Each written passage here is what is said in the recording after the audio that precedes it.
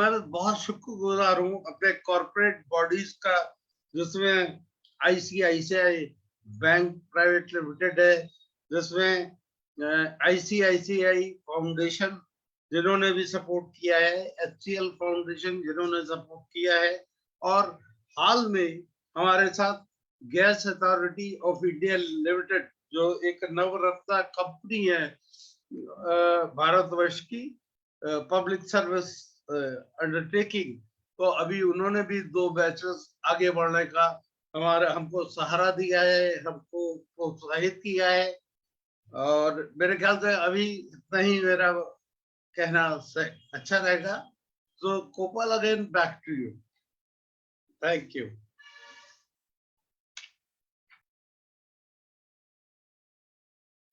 Thank you so much, sir. Now I would request Dr. Shankar Venkateshwaram to please tell us more about this topic. And just before he starts, I would like to introduce sir again. Mr. Shankar is the chairperson of Oxfam India. He is also the co-founder of Teachers Investment Advisors, and he is also the National Advisory Committee member of SPARC-India. So over to you. Please enlighten us. Thank you, Gopal, and thank you, Amitabh, for inviting me. Greetings to all the well-wishers of SPARC who are attending this particular program. As you know, I am one of 3 speakers, one of 4 speakers, the others being Sanjay Pradhan and Gurucharan Khurana, and of course, Amitabh himself. So what I'm going to try and do is to speak at a slightly macro level, because you're going to get more detailed presentations that will come from the other speakers who are more specialized and can speak to very specific things that are related to this topic. So, so with that sort of brief introduction, let me begin. And I want to start by all of us recognizing that the challenge of livelihoods for anyone, not just people with disability, but for anyone, starts with education. And that, because that is the foundation for any form of livelihoods, right? And any challenges that anyone faces during the education process, those challenges remain when they finish the education process and start working. And so it's a continuum, and therefore I thought I should start by just making sure we remember that and focus a bit on that. Now, the challenge of education, the fact that that the quality and the availability of education remains a big challenge, although we are 75 years as an independent country. And the challenges of various kinds. One is the challenge of the lack of schools. And that's particularly the case in rural India, not so much in urban India, because in urban India, you have provision both by the state and by private institutions. Rural India, it's almost essentially the state, or almost entirely the state. And because of the spread of rural India, you do have a lot of challenges of having schools near, enough schools near habitations. So one big challenge is the lack of schools. The second is the infrastructural challenge in schools. And this is particularly faced by people with disability. But it is still remains a generic problem. The infrastructure of classrooms, of material that you could that are required for teaching and learning, and so on and so forth. That's going to be a long list. We're not going to spend too much of time on that, but just keep in mind that the quality of education is a function of infrastructure as well as the kind of pedagogy and the availability of teachers. That again remains a big challenge, especially in rural areas. And third, which is very important, and I think something we don't talk enough about is the fact that there is a whole process that excludes certain children from school. Uh, and when I say excludes, it has two dimensions to it. It has a social dimension. It has a physical dimension. And people with disability have this huge challenge of exclusion. So let's try and unpack this a bit. So a social exclusion happens traditionally for on the basis of gender and on the basis of identity. Identity could be caste, it could be religion. And what does happen is that these social factors makes it very difficult for children belonging for girl child or children belonging to certain identities to get to a school and be taught, to be recognized as a student and be part of a learning process. Now, in addition to that, think of a girl child who's a Dalit, who's also disabled. So you can imagine the kind of barriers that she has to face. So the chances of somebody, of a Dalit girl with disability being able to get a good education are actually quite remote. And when that happens, you can imagine what kind of challenges she will face going forward when it comes to livelihoods, which is what we are going to be focusing on. So this is an important aspect to think about. The second part of exclusion is technical. Technical in terms of facilities. And this is where, again, people with disability face a real big challenge. So imagine somebody who's visually impaired. Now, if you do not have the kind of uh, infrastructure to be able to provide education to somebody who is visually impaired or who cannot hear or or suffers from various kinds of mental disabilities. All that requires certain amount of tools and methods that it should that enable the learning process. Now, if that is not available in the school, there is a big gap. Uh, it's not just only about facilities. It's also about whether you have trained teachers who know how to impart education to children with disability. So you have both a problem of the technology that is required as well as trained teachers. And the worst sufferers of this process are children with disability. And then, of course, you have the third form of exclusion, which is just the distance and the location of the schools. Uh, Obviously, the further away the school is from a habitation, it's harder for, say, someone who's physically disabled to be able to reach a school. Uh, Schools are not designed with keeping in mind universal access principles. So you have, so even if a child, even if there's a school in the vicinity, can a child with various kinds of disabilities actually enter the school, sit in the school, and physically reach the school and learn? So as you can see, the complexities that happen in education are huge, and as a result of which, uh, you have certain categories of children who who do not get their right to education, and therefore, it becomes very challenging from a livelihoods perspective. And people with disability, children with disability, are multiple times disadvantaged in the education system. So whenever one talks about livelihoods for people with disability, one can't just start from a livelihood, from where the livelihoods begin. One has to start thinking about what happens in the education system and how the education system needs to be reformed to enable such children to at least have be on par so that they can then acquire the necessary skills that are required for livelihood. So I just wanted us to remember where education fits into this larger scheme of things. Now let's come on to the question of livelihoods itself. Now, as all of you know, livelihoods can take two broad forms. One is through entrepreneurship, where You can think of a person with disability setting up his own business, maybe self-employed, may actually also employ others. So entrepreneurship is a very important uh, type of livelihoods that somebody with disability can hope to pursue. The other one is, of course, employment through jobs. And these are very, very distinct. And I'm just going to spend a few minutes on each before passing it on to my fellow panelists.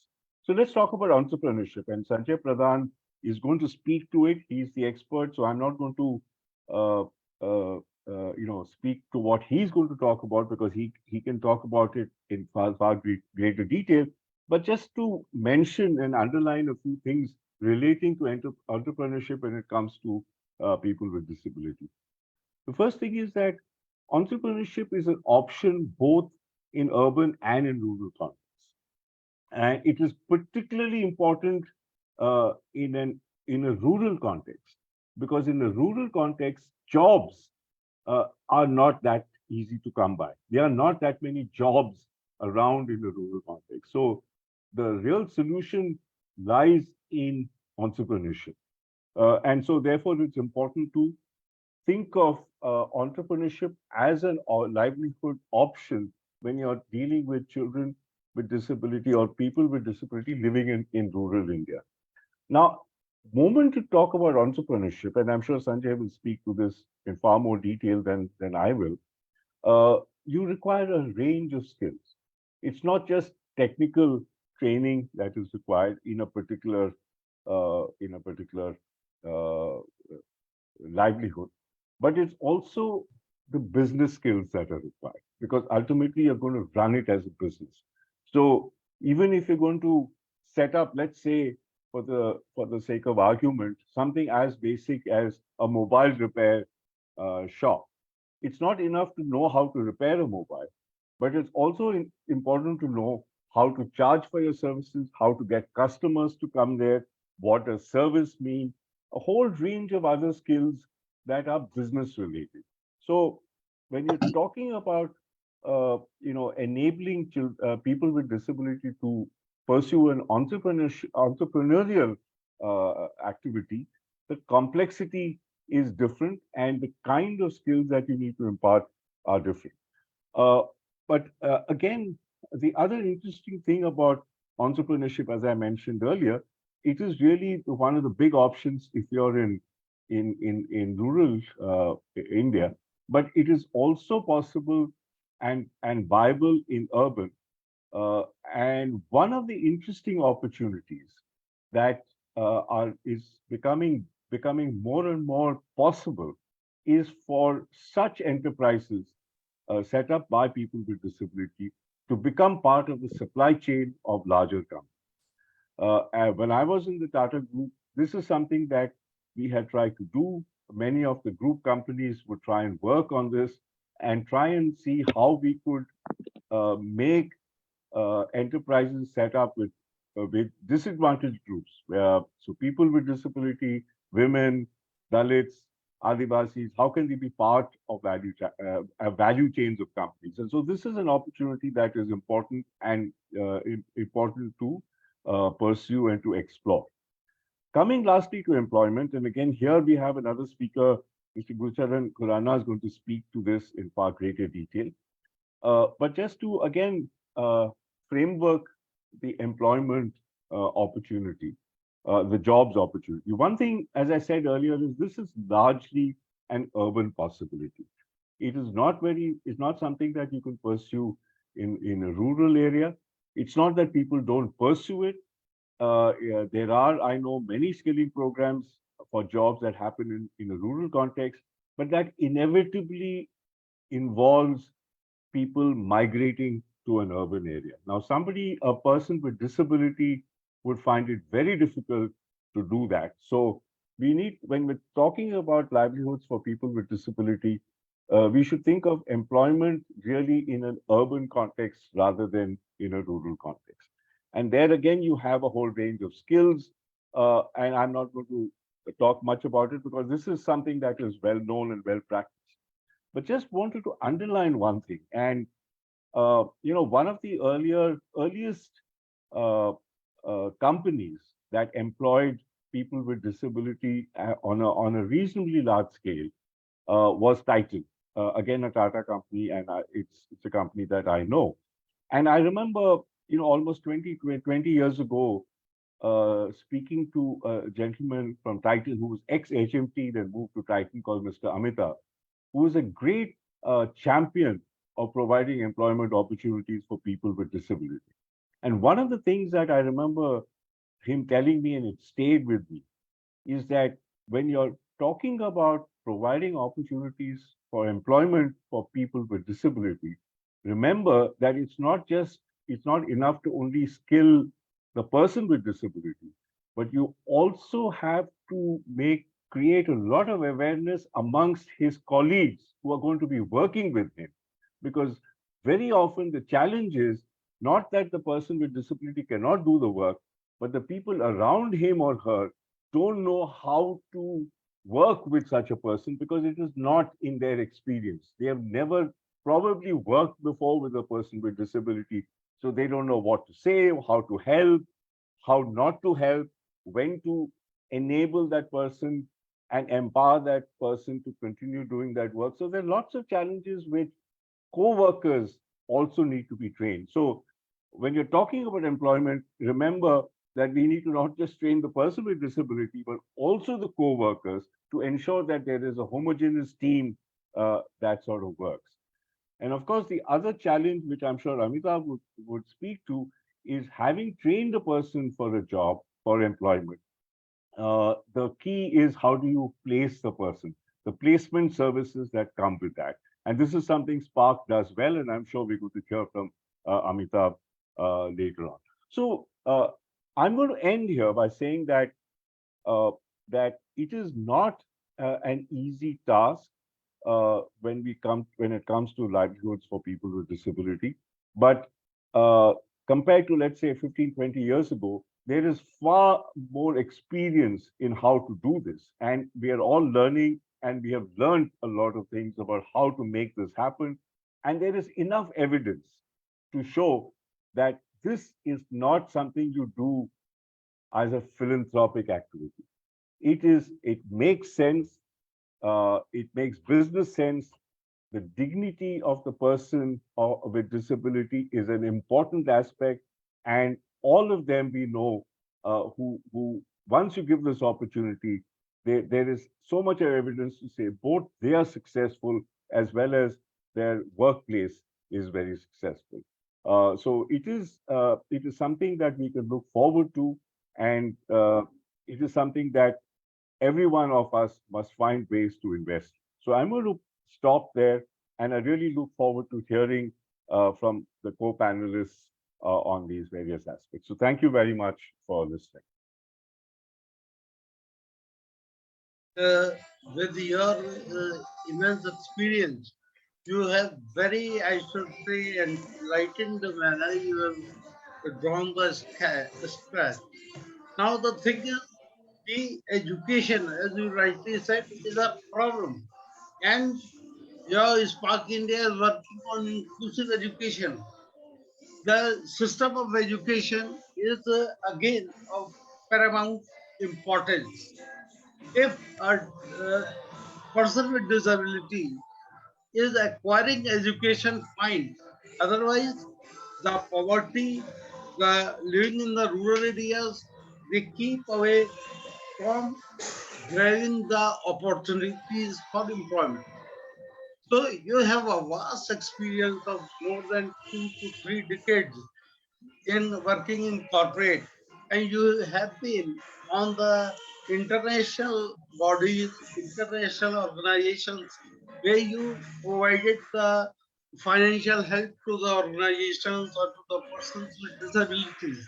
तो आपका sir तो अनुभव है, आगे हमको क्या क्या steps लेने चाहिए जिससे कि आने के समय वो जो विकलांग लोगों तक पहुंचे, किस तरह से हम उनके पास तक पहुंचे, क्या हमारा मॉडल होगा। जैसे अर्बन में आपने कहा स्किल का है, रूरल में जो है वो इंटरप्रेन्योरशिप का है। तो it means that हम लोगों को एक बीच का रास्ता निकालना पड़ेगा. So, sir, it is means we have learned lot from you, and maybe after hearing to our other eminent speakers, फिर हम लोग एक डिस्कशन भी करेंगे कि जो भी प्लान बन रहा है वो चाहे माइक्रो हो, मैक्रो हो, चाहे गवर्नमेंट का हो या प्राइवेट सेक्टर का हो, तो how what key factors we have to keep in account. Technology का बहुत एडवांसमेंट है, लेकिन रूरल एरियाज में कहाँ तक वो पहुंच रहा है. I hand over to Ms. Popal to continue. Okay. Thank you, Mr. Shankar. Your speech is very insightful, and thank you so much for that. So, moving on, I would now invite Mr. Sanjay Pradhan. Sir is an inclusion and diversity professional, और हमें वो बताएंगे scope of skilling और entrepreneurship of दिव्यांगजन के बारे में. Sir, over to you. Thank you. Hope I am audible. Yeah, you are Yes. audible, Sanjay. One second. पहले तो बहुत धन्यवाद भाई, आप ये प्रोग्राम ऑर्गेनाइज किए हैं और दिव्यांगजन के लिए जिस तरह का आप काम कर रहे हैं और आपके टीम का डेडिकेशन हम देखे हैं. भगवान आपको शक्ति दे और अच्छे काम करे. And I'm really glad to see Sankar sir here. You know, he is like one of my our guru who has been mentoring us like a banyan tree. So thank you, sir. Good to see you here, and I'm glad to know that you have been guiding SPARS. Now it's you said but you had asked to speak little more about the skill development and entrepreneurship for person with disabilities or दिव्यांगजन. मैं बहुत brief में दूंगा. अब generally मैं हिंदी में बोलूंगा और किसी का दिक्कत होगा तो आप बता सकते हैं. Then I can translate into English. दिव्यांगजन अभी तक जिस हिसाब से हमें देख रहे थे वो एक चैलेंज की तरह, मगर एटलीस्ट लास्ट डिकेड में देखा गया है सभी का disability has come out of this Abu. पहले लोग बोलने के लिए, गांव में लोग बोलने के लिए या कोई भी चीज बोलने के लिए हिचकिचाते थे, मगर अभी लोग भी बाहर आना शुरू हुए. अपने दिव्यांगजन का जो है वो अपने बाहर आने के लिए भी कोई हिचकिचाते नहीं है. People have started opening up. तो ये एक सबसे बड़ा चीज है. सेकंड है एक एक्सेप्टेबिलिटी है. मैं एक जिस टाबू का रेफरेंस देके यहाँ रहा हूँ, पहले जैसे ट्रांसजेंडर कम्युनिटी को जिस तरीका से टाबू एक था, डिसेबिलिटी के लिए भी था, but I am happy at least ये जो टाबू है धीरे धीरे हट रहा है. तो दोनों साइड से, एक साइड है दिव्यांगजन वो भी बाहर आना शुरू हुए है, वो भी ओपन अप होना शुरू है, वो भी एक यू नो डिमांडिंग उनको जो कैपेसिटी है उसको एक्सप्लोर करना शुरू किए. सिमिलरली सोसाइटी भी बहुत ओपन हुए हैं, उन्होंने भी एक्सेप्टेंस करना शुरू किए. और गवर्नमेंट ऑफ इंडिया ने बहुत मेजर लिए. बहुत स्टेट गवर्नमेंट भी मैंने देखा काम के टाइम में सभी ने बहुत एक पॉजिटिव अप्रोच लेके आए हैं. But let me give a overview. अब जैसे 2011 तक दिव्यांगजन का पॉपुलेशन लगभग 3 करोड़ 2.5-3 करोड़ तक पॉपुलेशन था, मगर अभी पहले 7 डिसेबिलिटी थे, अभी 21 हो गए हैं और ये 10-11 साल हो चुका है. तो दिव्यांगजन का नंबर जो पॉपुलेशन है वो बहुत बढ़ चुका होगा. मगर स्पेसिफिक हम बताएंगे तो गवर्नमेंट ने जो प्लान किए 2016 में एक प्लान किए थे, national action plan for skilling person with disability. एक प्लान हुआ था जिसमें मिनिस्ट्री ऑफ स्किल डेवलपमेंट और ministry of social justice, department of person with disability का DPWD का मिलके किए, जिसमें टारगेट था 25 लाख लोगों को ट्रेनिंग करना है एक 5-6 साल में. मगर हम जब शुरुआत में देखे, मैं ये रेफरेंस एक देके बाकी केस के लिए आऊंगा. शुरुआत में जब देखे कोई 4-5 हजार लोग का भी ट्रेनिंग नहीं हो पा रहा था, या ज्यादा से ज्यादा 10-12 हजार का जो रिपोर्टेड होता था. लोग क्योंकि उसमें जब असेसमेंट किए, ट्रेनर भी कम थे, ट्रेनिंग इंस्टीट्यूशन भी कम था, इंफ्रास्ट्रक्चर भी एक्सेसिबल नहीं था, और दिव्यांगजन वो अपने अपने भी एक्सपोज होना लिमिटेड था, वो बाहर आना भी लिमिटेड था. तो ये पूरा इकोसिस्टम का हम जैसे सिचुएशन को चैलेंजेस देखे, उसके बाद एक्सप्लोर करना शुरू किए कैसे उसको एड्रेस किया जाए. तो पहले अभी जैसे शंकर सर ने बोले, टाइटन ने एक अच्छे एम्प्लॉयर है जो डिसेबिलिटी के लिए, उस तरीके बहुत हैंडफुल ऑर्गेनाइजेशन ही है जो डिसेबिलिटी को एंगेजमेंट करना शुरू किए हैं। मगर 17, 15, 16 के बाद में ये नंबर बढ़ना शुरू हुआ। मगर मैं आपको बता रहा हूँ, जो भी हमारा दोस्त साथियों यहाँ अवेलेबल है, कंसिडरिंग जो कंपनी ने ओपन अप शुरू किए हैं, कंपनी ने चाहते हैं डिसेबिलिटी को हायर करने के लिए, मैं दो पॉजिटिव जो स्कोप है ये बता रहा हूँ। एक है एनएसडीसी का एक स्टडी है, स्किल गैप स्टडी, जिसमें टारगेट था लास्ट 5 साल में लगभग 11 करोड़ जॉब का additional increment employment opportunity create हो सकता है। और भारत सरकार का जो 4% एम्प्लॉयमेंट का हिसाब से अभी उस हिसाब से ही ले रहे हैं, तो लगभग 40 लाख का 42 लाख का जॉब अपॉर्चुनिटी है। और ये नहीं है ये 40 लाख बहुत बड़ा है, दिखने के लिए बड़ा है, ये भी नहीं है कि कोई हायर नहीं कर रहे हैं। 5-6 सेक्टर है जो प्रोएक्टिवली कर रहे हैं, हॉस्पिटैलिटी, टूरिज्म, रिटेल है, टेलीकॉम है, आईटी सेक्टर में है, फाइनेंशियल इंस्टीट्यूशन में है, पर्टिकुलरली सभी बैंक जैसे एसबीआई लीड लेने के बाद बाकी सब बैंक ने शुरू किए हैं। तो ये 5-6 जो सर्विस सेक्टर वो लीड ली है एम्प्लॉयमेंट जनरेशन करने के लिए, और वो कर भी रहे। कम है, मगर हर सेक्टर में कुछ कुछ मॉडल जब आया है, उनको देख के बाकी उनके पीयर्स कंपनी है उन्होंने काम करना शुरू किया है, उन्होंने भी एक्सपेंशन कर रहे हैं। मगर हमारा फोकस ये भी रहना चाहिए, मैन्युफैक्चरिंग सेगमेंट में हम कैसे जाए, उनको इंक्रीमेंट कर उनका एम्प्लॉयमेंट को इंक्रीज करें।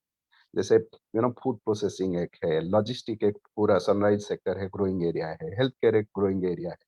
तो इस सेक्टर में हम कैसे एक्सप्लोर करें पर्सन विद डिसेबिलिटी, हमारा दिव्यांग जन के लिए एम्प्लॉयमेंट अपॉर्चुनिटी करना है। कुछ कुछ कंपनी जैसे है लॉजिस्टिक का डिलीवरी एग्जीक्यूटिव के लिए उन्होंने हियरिंग इम्पेयर्ड बंदे को एंगेजमेंट करना शुरू किया है। तो ये ओवरऑल में बताने का पर्पज है, एम्प्लॉयमेंट अपॉर्चुनिटी है लगभग 10.5 करोड़ का। उस हिसाब से हमारा पर्सन विद डिसेबिलिटी को 4% के हिसाब से हम लेंगे तो लगभग 40 लाख का है। और हमारा सेक्टर थोड़ा असर्टिव होना चाहिए, कंपनी का पेन को भी समझना है और दिव्यांगजन को जो फैसिलिटी जरूरत है उसको समझना है। अच्छा चीज है, हम कोई नया अभी नहीं कर रहे, ऑलरेडी हमारा कुछ पीयर्स है, कुछ पार्टनर्स है जिन्होंने ये काम ऑलरेडी शुरू कर चुके हैं। तो ये शुरू कर चुके हैं, हम उसको कैसे स्केल कर पाएंगे ये देखना होगा। तो ओवरऑल जो ये दोनों पर्सपेक्टिव दे है, एक साइड डिमांड है कंपनी में, क्योंकि नौकरी उनको जरूरत है, उनको स्किल्ड लोग चाहिए, वहाँ डिमांड है। दूसरे साइड में हमारे पास सप्लाई भी है, क्योंकि लगभग 2.5 करोड़ पर्सन विद डिसेबिलिटी है, उसमें एम्प्लॉयबल एज के कैटेगरी लेंगे तो ऑलमोस्ट 50% है जिसको नौकरी का जरूरत है। तो बोथ डिमांड एंड सप्लाई, मगर ये डिमांड एंड सप्लाई में गैप क्या है उसको हमें आइडेंटिफाई करना होगा, जिसमें स्किलिंग एक मेजर रोल होता है। स्किल डेवलपमेंट के लिए हो right kind of fitting fitment होना चाहिए, कंपनी का रिक्वायरमेंट क्या होता है और एम्प्लॉय का रिक्वायरमेंट क्या होता है, चैलेंजेस क्या होता है, एक्सेसिबिलिटी कैसे होगा। जैसे शंकर सर ने एक बताया, कंपनी में एम्प्लॉयमेंट देना बड़ा चैलेंज नहीं होता है, मगर एम्प्लॉयमेंट देने के बाद उनको सिर्फ कंपनी के सीनियर एग्जीक्यूटिव को ट्रेनिंग करना बड़ा चीज नहीं होता है, उनके पीयर को भी ट्रेनिंग करना या ओरिएंटेशन करना जरूरी है। क्योंकि जब बंदे जाते हैं, हर हर रोज कंपनी का सीईओ आके उनके साथ बात नहीं करेगा, उनके साथ उनके पीयर्स ही बातचीत करेंगे। तो उस तरीका कुछ मॉडल है जिन्होंने अभी कुछ पर्सन विद डिसेबिलिटी का पीडब्ल्यूडी एक्सपर्ट्स को उन्होंने एंगेज कर रहे हैं, और उन्होंने पूरा वो इकोसिस्टम अभी वहां डेवलप कर रहे हैं। तो मुझे जो दोनों डिमांड और सप्लाई का पर्सपेक्टिव दिया, उसमें मैं अभी देख रहा हूँ क्या क्या अपॉर्चुनिटी है। आज के टाइम में मैंने देख रहा हूँ गवर्नमेंट ऑफ इंडिया का, I can list out few schemes. Government of India का डिफरेंट स्कीम्स है, डीडीयू-जीकेवाई में स्पेशल प्रोविजन है पर्सन विद डिसेबिलिटी को ट्रेनिंग करने के लिए। डीडीयू-जीकेवाई एक residential skill training program up to 6 months के लिए होता है। सेकंड है पर्सन पीएमकेवीवाई का है, और मिनिस्ट्री ऑफ सोशल जस्टिस का डीपीडब्ल्यूडी का स्कीम है। वहाँ कुछ ना कुछ गैप है, मगर अलग अलग स्कीम्स है जो डेडिकेटेड है, फोकस दे रहे हैं पर्सन विद डिसेबिलिटी को ट्रेनिंग करना। सेकेंड, बहुत कॉर्पोरेट्स भी है उनको ट्रेनिंग देने के लिए अंडर सीएसआर में उन्होंने कर रहे हैं, without taking any specific name, मगर कंपनियों से है। देन हम देखे जैसे फैसिलिटेटर की तरह डीपीडब्ल्यूडी, एनएसडीसी, हमारा एक काउंसिल है सेक्टर स्किल, एनएसडीसी में सेक्टर स्किल काउंसिल पर पर्सन विद डिसेबिलिटी है, नेशनल इंस्टीट्यूट्स है, ये सब पूरा इकोसिस्टम बना रहे हैं उनको एड्रेस करने के लिए। तो तीनों चीज में बताया, डिमांड भी है, सप्लाई भी है, और ये बीच में फैसिलिटेटर भी है जो उनको प्रोवाइड करने के लिए। फिर भी स्किलिंग का और क्या चैलेंजेस होता है, तो हम एक मैं अभी एनएसडीसी छोड़ चुका हूँ, मगर मेरा कुछ एक्सपीरियंस में शेयर कर रहा हूँ। 2016-17 में हम एक मॉडल पहले बनाए, छोटा सा फंडिंग लेके लगभग 300 लोगों का ट्रेनिंग किए। जब ट्रेनिंग किए, उसमें हम आइडेंटिफाई किए क्या क्या चैलेंजेस आ रहा है। एक है, ट्रेनिंग सेंटर एक्सेसिबल नहीं होता है, कोई लोकोमोटर डिसेबिलिटी होगा, ट्रेनिंग सेंटर फर्स्ट फ्लोर में होगा। सेकंड है, ट्रेनिंग जब हो रहा है इंफ्रास्ट्रक्चर सेंटर में भी होता है, मगर वो कंटेंट एक्सेसिबल नहीं है, कोई हियरिंग इम्पेयर्ड होगा मगर वहाँ साइन लैंग्वेज वाला इंस्ट्रक्टर नहीं होंगे, या विजुअल इम्पेयर्ड होंगे, वहाँ जॉस या इस तरीके का सॉफ्टवेयर का अभाव है। तो ये सेकंड चैलेंजेस हम देखे जिसमें कंटेंट का चैलेंजेस था। तीसरा है, हमें एडिक्वेट ट्रेन टीचर नहीं थे। वो सपोज हमें बीपीओ का ट्रेनिंग लेना है, तो बीपीओ एक्सपर्ट थे, मगर ये बीपीओ एक्सपर्ट डिसेबिलिटी को ट्रेनिंग करने के लिए एक्सपर्टीज उनके पास नहीं था।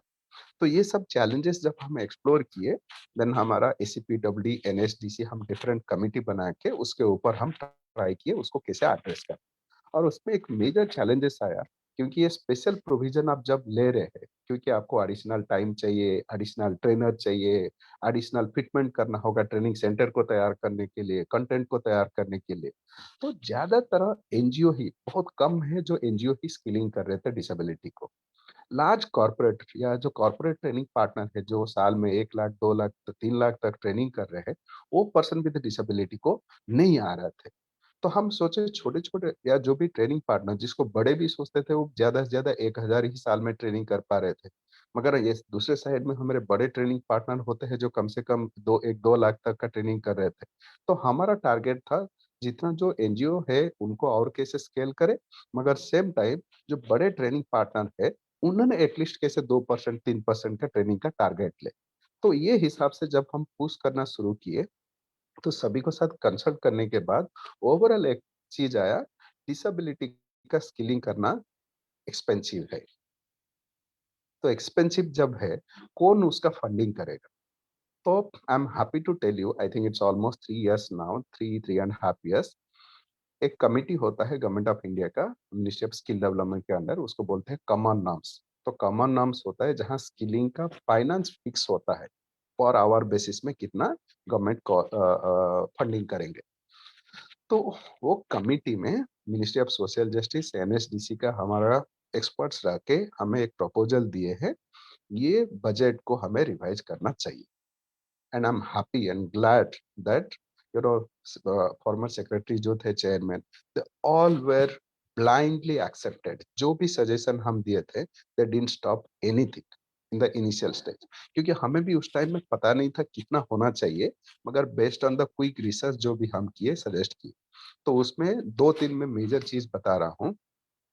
एक है, जो पर आवर ट्रेनिंग कॉस्ट होता है, उसमें 10 से 25% इंक्रीज किया गया पर्सन विद डिसेबिलिटी के लिए। सेकंड है, उनको प्लेसमेंट के लिए स्पेशल सपोर्ट दिया गया। पर्सनल असिस्टिव एड के हिसाब से 5,000 रुपया दिया गया। सपोज कोई हियरिंग इम्पेयर्ड है, कोई लोकोमोटर डिसेबिलिटी है, किसी के लिए 5,000 रुपया दिया गया, वो अपने पर्सनल असिस्टिव एड को खरीद सकते हैं। ट्रांसपोर्टेशन का फैसिलिटी था, और हॉस्टल का फैसिलिटी था। और उनके लिए क्योंकि एम्प्लॉयमेंट देना चैलेंज होता है, तो इसलिए स्पेशल जॉब आउटरीच प्रोग्राम के लिए 5,000 रुपया पर कैंडिडेट, और उनका ट्रांसपोर्टेशन कॉस्ट, अलग अलग फैसिलिटी है। तो ओवरऑल मैं जो बता रहा हूँ, एक रेगुलर कैंडिडेट को ट्रेनिंग करने के लिए सपोज 300 घंटे का 50 रुपए में 15,000 रुपए आ रहा है, तो हमारा पर्सन विद डिसेबिलिटी को ट्रेनिंग करने के लिए गवर्नमेंट के हिसाब से फंडिंग लगभग 3 टाइम का है, अराउंड 50,000 तक गवर्नमेंट का प्रोविजन है। तो I am happy that government of India has accepted it's on common norms, जो आज सभी डिसेबिलिटी के लिए एक प्रोविजन है। तो उसके हिसाब से फायदा क्या हुआ, ज्यादातर ट्रेनिंग पार्टनर आना शुरू हुए, क्योंकि उनको फाइनेंशियली अट्रैक्टिव है, जो मोस्टली फॉर प्रॉफिट एंटिटी है। तो आने के बाद अलग अलग काम किए हैं। मैं 2-3 एग्जाम्पल सिर्फ दूंगा। पहले जो पूरा साल भर में 10-12 हजार का ट्रेनिंग होता था, बिफोर कोविड के टाइम में साल में कम से कम लगभग 1 लाख मिनिमम ट्रेनिंग होना शुरू हुआ है, क्योंकि ज्यादातर ट्रेनिंग पार्टनर आए ज्यादातर। और क्या होता है, एनजीओ सेक्टर में हम एक तरीका सोच रहे हैं, मगर जब कॉर्पोरेट ट्रेनिंग पार्टनर आते हैं, they look at more as an enterprise, more as a business. तो वो अपने स्पेशल एफर्ट डाल के और कैंडिडेट को भी मोबिलाइज किए, ट्रेनिंग भी किए, प्लेसमेंट भी करना शुरू किए। तो ओवरऑल ये बताने का है, गवर्नमेंट ऑफ इंडिया ने प्लान बनाया है, स्पेशल प्रोविजन भी लिए फाइनेंशियल प्रोविजन के लिए। थर्ड है, एक काउंसिल भी बनाए, जिस काउंसिल का फोकस है कंटेंट को कैसे कस्टमाइज करे, ट्रेनर कैसे तैयार करे, ये पूरा इकोसिस्टम को कैसे बनाए। और ये बीच में एनएचएफडीसी भी बहुत एफर्ट लगाए उनको कैसे स्किलिंग इकोसिस्टम में इंटीग्रेट करने के लिए। और मेरा जो एक्सपीरियंस है एनएचडीसी में, एनएचडीसी बहुत स्पेशल एफर्ट लिए है। जैसे प्रधानमंत्री कौशल केंद्र में हो या प्रधानमंत्री कौशल विकास योजना में हो, स्पेशल प्रोविजन हम रखे थे उसमें से, जैसे पर्सन विद डिसेबिलिटी को ट्रेनिंग करने के लिए। तो ओवरऑल ये जो एफर्ट की वजह से स्किल ट्रेनिंग का नंबर भी बढ़ा और प्लेसमेंट भी बढ़ा है। और उसकी वजह से हमें अलग अलग मॉडल भी आ गया, उसको देख के बहुत कॉर्पोरेट अंडर सीएसआर भी काम इन्वेस्ट करना शुरू किए हैं और उसमें काम हो रहा है। तो ये तो लार्जली हो गया एम्प्लॉयमेंट के लिए। मगर दूसरा चैलेंज हम देखें तो ज्यादातर जो एम्प्लॉयमेंट हो रहा है वो अर्बन स्पेसिफिक है, और डिसेबिलिटी पॉपुलेशन ऑलमोस्ट 60%, 60-70% डिसेबिलिटी हमारा रूरल एरिया में रहता है। तो जब रूरल एरिया में रहते हैं उनके लिए माइग्रेट करना, उनके लिए एक्सेसिबिलिटी, ट्रेनिंग सेंटर एक्सेसिबल हो जाता है, कंपनी एक्सेसिबल हो जाता है फिजिकली, मगर उनका जो पब्लिक ट्रांसपोर्ट वो एक्सेसिबल नहीं है, और उनका कोई प्रीमियम सर्विसेज प्राइम उनको मिल नहीं रहता ट्रेनिंग के बाद। तो मोर और लेस बाकी दूसरे को जितना ट्रेनिंग का वेजेस मिल रहा था, यहाँ भी इतना। तो हम देखें ज्यादातर जो रूरल यूथ है वो रिलेक्टेंट होते हैं माइग्रेट करना या एम्प्लॉयमेंट के लिए, even they complete the training program. तो हम सोचे हमारा एफर्ट क्या होना चाहिए आगे जाने के लिए, तो एक एंटरप्रेन्योरशिप के लिए हम फोकस किए, और हम कुछ मॉडल को देखे और मॉडल को भी थोड़ा सपोर्ट किए या काम कर रहे थे। कुछ सिविल सोसाइटी उन्होंने क्या किए, प्रोड्यूसर ग्रुप शुरू किए या cooperative only for person with disability. किस केस में उन्होंने person with disability plus there mother या पेरेंट्स को लेके शुरू की।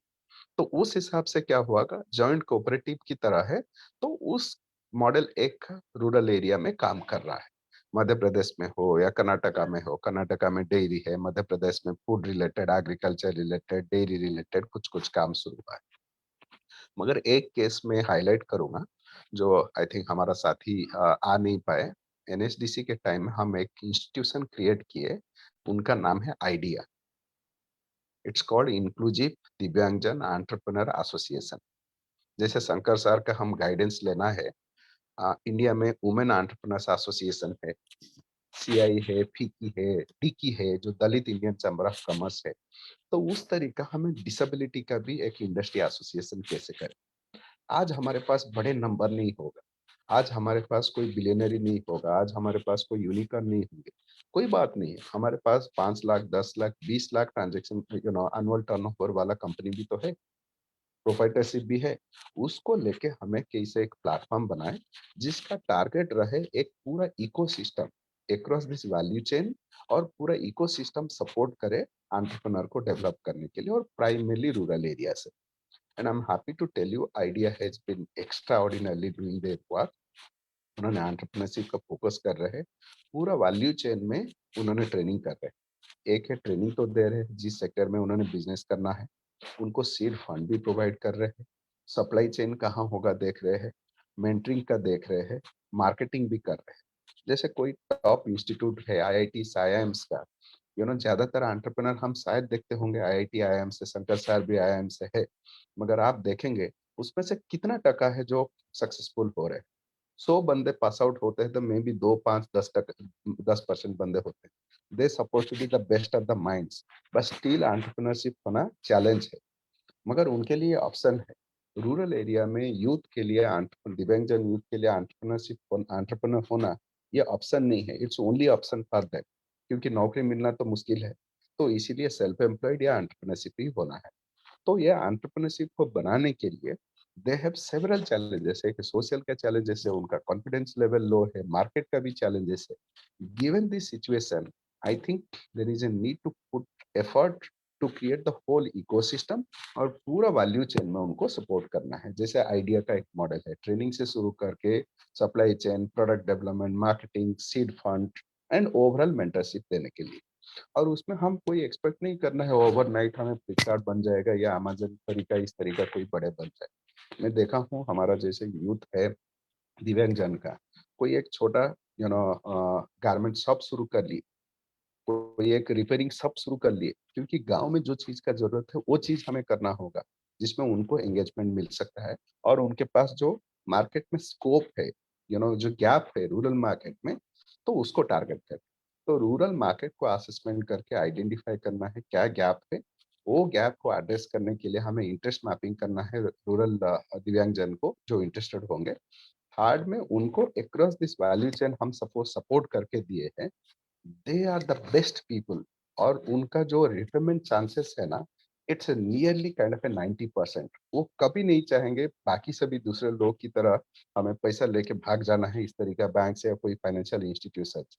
उनके पास हर रोज रहता है हमें कोई मदद किया है, हम बिजनेस को एक्सपांड करें और दिव्यांगजन को काम दे, या हमें और किसी दिव्यांगजन को मदद करेंगे जो अपने धंधा या बिजनेस शुरू कर पाएंगे. तो ये एक है. लास्ट में एक मॉडल सजेस्ट कर रहा हूँ, क्योंकि हमें सोच के चलना पड़ेगा अगले स्टेप हमारा क्या होना है, ना कि हम किसी से सिर्फ फॉलो करना है. एक स्टेप हम सोचे हैं अभी जितना डिसेबिलिटी का एंटरप्रेन्योरशिप स्पेस में आने के बाद मेजर चैलेंज आता है, उनको फंडिंग नहीं मिल रहा है, कोई पैसा नहीं दे रहा है, बैंक भी रिलेक्टेंट होता है, एनएचएफडीसी मैंडेट करते हैं मगर उनका स्कोप भी बहुत लिमिटेड.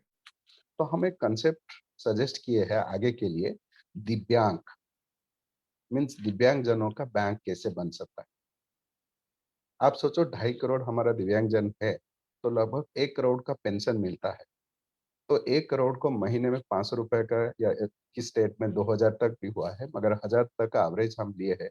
1 करोड़ का 1000 रुपया का है, तो 1000 करोड़ का उनको लोन तक उनका सेविंग्स है. तो ज्यादातर दिव्यांगजन बाकी दूसरे की तरह पैसा ऐसे खर्च नहीं कर रहे हो, उनका सेविंग्स थोड़ा रहता है. तो ये सेविंग्स को लेके कोई एक बैंक की तरह हम बना सकते हैं और यही पैसा को हम रोटेट करें जैसे दिव्यांगजन को लोन देने के लिए, क्योंकि हमें बाहर का कोई लोन नहीं दे रहा है. तो हमारा पैसा ही हम कैसे हम इनिशियली यूटिलाइज करें, और एक बार हम यूटिलाइज करके सक्सेसफुल मॉडल करना शुरू कर लिए, उसको देख के बाकी बंदे भी फॉलो कर सकते हैं. तो ये overall to summarise, opportunity government के साइड में है, इम्पैक्ट इन्वेस्टमेंट के साइड में भी है, बट हमारे पास सक्सेसफुल मॉडल होना चाहिए, क्योंकि कोई आपको ग्रांट की तरह हर रोज नहीं देंगे. हमें आगे बढ़ना चाहिए जो फिलांथ्रोपी मॉडल से more kind of A social startup या इम्पैक्ट इन्वेस्टमेंट उस साइड में. और जितना भी अच्छे काम कहाँ हो रहा है, इस सभी को प्रॉपरली डॉक्यूमेंट करना चाहिए ताकि बाकी लोग उसको एवॉइड कर सकते हैं. और ये जो बेस्ट प्रैक्टिसेस होगा उससे दूसरे लोग सीख सकते हैं, सेम मिस्टेक नहीं करना है. और हमारा फोकस होना चाहिए मोस्टली सस्टेनेबल मॉडल कैसे हो. जैसे भाई आपको भी हम बहुत बार बताया है, हमें आपको सोच के चलना है नेक्स्ट 5 इयर्स में कैसे सस्टेनेबल मॉडल हमारा करके चलना है, क्योंकि आपके पास एनर्जी है, पैशन है, उस हिसाब से कर रहे हैं. कोई डिसेबिलिटी ऑर्गेनाइजेशन ऐसे ना आए पैसा के अभाव से या इस तरीका रिसोर्स की अभाव से बहुत सीरियस चैलेंजेस में ना आए. तो डिसेबिलिटी ऑर्गेनाइजेशन कैसे हम सस्टेनेबिलिटी या पार्टिकुलरली सोशल एंटरप्राइज मॉडल हम फॉलो कर सकते हैं, जिससे हमारा दिव्यांगजन भाई बहन जो काम कर रहे हैं उनके लिए अपॉर्चुनिटी होगा और ऑर्गेनाइजेशन भी उसको फॉलो कर सकते हैं. So thank you very much. That's very briefly. Anybody has any comment to comment? Thank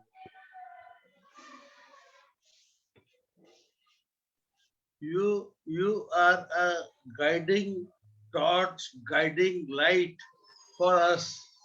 And personally, as a chief functionary of the organization, I have that fortune to keep interacting with you, and your thoughts, your views have been of great help. You are a great supporter of persons with disabilities. आप विकलांग जनों के लिए बहुत बड़ा आप जो है एक इनकरेजमेंट है, और आपको हम कभी भी फोन करते हैं, आप एक्सेसिबल हैं। और इस तरह का जो आप देश के लिए आपने राष्ट्रीय कौशल विकास का जो मिशन जब आप चले हैं, तो चीजों में काफी बदलाव आए हैं। क्योंकि मैंने व्यक्तिगत रूप से आपको विकलांग व्यक्तियों का एडवोकेसी करने वाला एक बहुत बड़ी शख्सियत मैंने आपको माना है। और आपका जो प्रेजेंटेशन था उससे बहुत कुछ सीखने को मिल रहा है। और हम लोग पूरा प्रयास कर रहे हैं कि इसमें हम लोग कैसे और अच्छा कर सके। तो मैं बहुत बहुत आपको धन्यवाद आपके प्रेजेंटेशन के लिए देता हूँ। और आपसे भविष्य में भी अपने भारत को, हम सभी को इससे लाभ मिलेगा। और मैं मिस्टर सुरेश कौल, जिनको मैं सर कहता हूँ, उनका भी स्वागत करता हूँ कि सर आपने प्रोग्राम ज्वाइन किया है। Thank you. यस कोपर। Yes, thank you so much Sanjay ji. आपने जो भी हमें बातें बताई वो बहुत ही डिटेल थी और बहुत एनलाइटन किया आपने हमें। Now moving on, I would like to invite mister Gurusharan Khurana. Sir is the director of Navjyoti global solutions and ये जिस टॉपिक पर हमें बताएंगे वो है new technology and jobs for persons with disability. Sir, over to you. Thank you, distinguished guest, Dr. Amitabh Mehrotra ji, Honorable Shankar Venkateshwaran ji, Sanjay Pradhan ji, and other distinguished guests. I am Gurusharan Khurana. I head Navjyoti Global Solutions Private Limited, and we started skilling for specially abled, or we call it our own people, around 6 to 7 years back. And in 6 to 7 years back, there have been immense learning.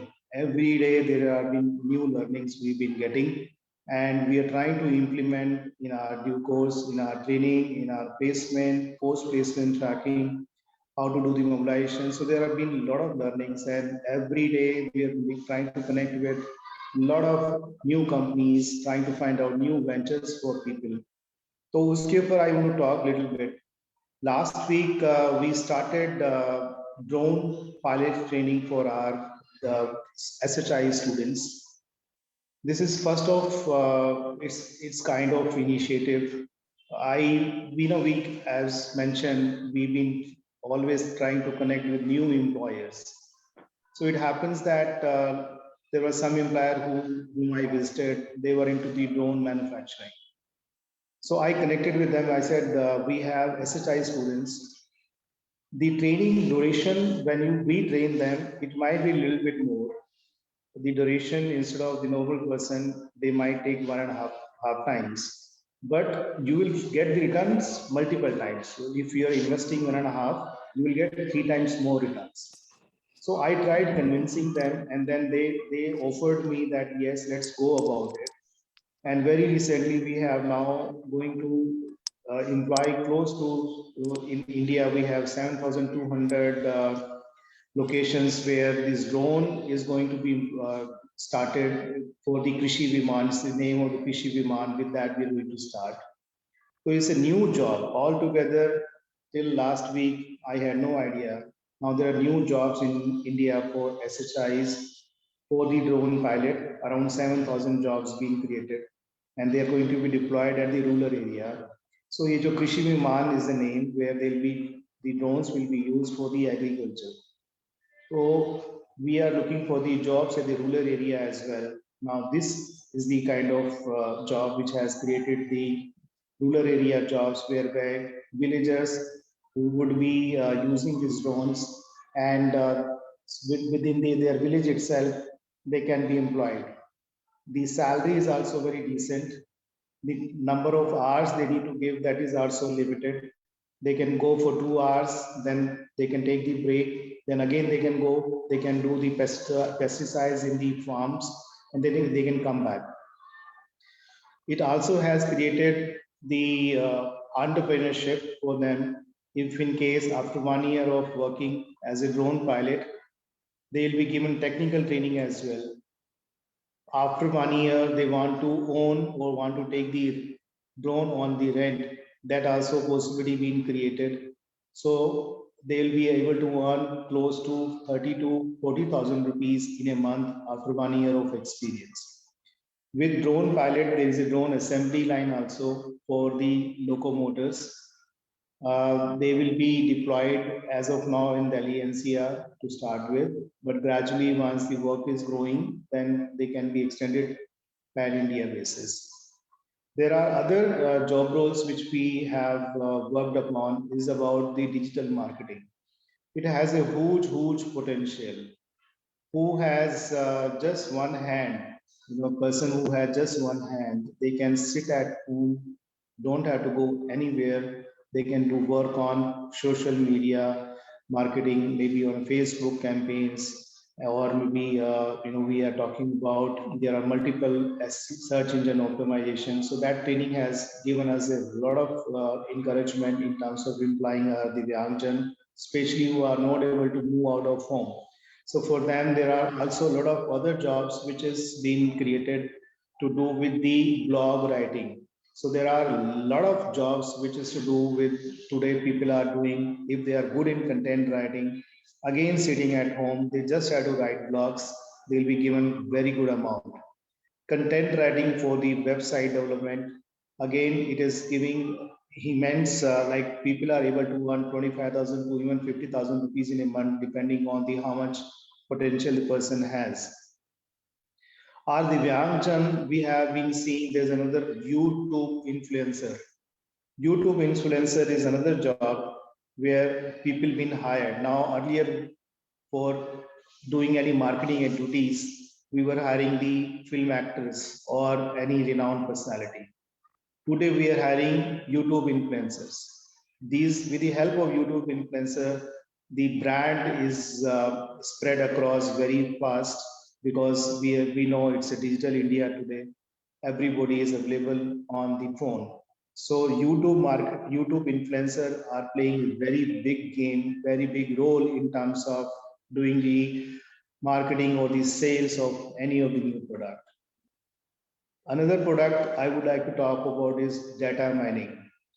For example, we have a training center, and I want to know how many training centers in India are into this English speaking or data analytics or cyber security. So I'll be doing Google and I'll be trying to find out, or will be searching from the other sources.